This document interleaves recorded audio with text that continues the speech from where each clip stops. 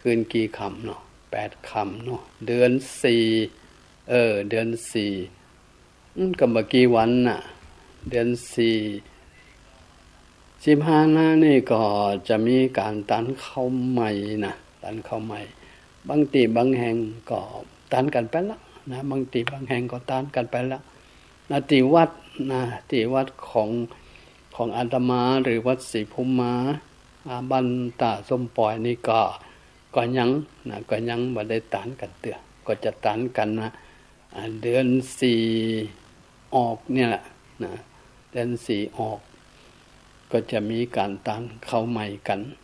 แล้วก็วันนี้ก็ตรงกับวันจันทร์พอดีอยู่มันก็เป็นวั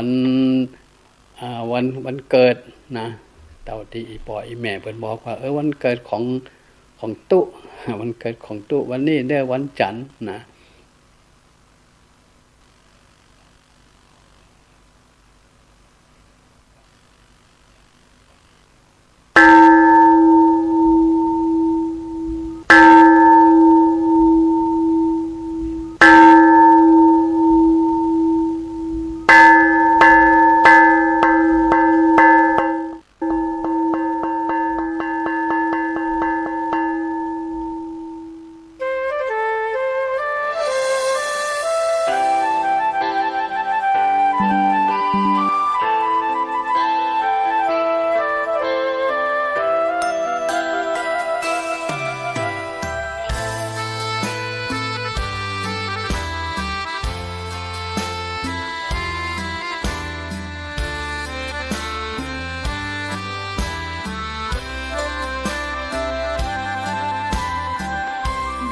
เกิดเป็นคนนั้นยากจริงนะ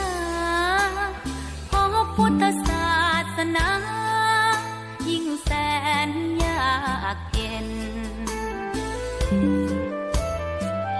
คนไทยโชคดีที่สุดแล้วมีแก้ว3 ดวงงามเด่นมีวัดซึ่งเป็นนาบุญยิ่งใหญ่มีศาสนาพุทธประจำชาติไทยอยากหล่ออยากสวยเราต้องรักษาศีลอยากมีอันจะกินต้องมันทำบุญทำทานเราทำเองเลยอย่ารอจนตายเข้าวัน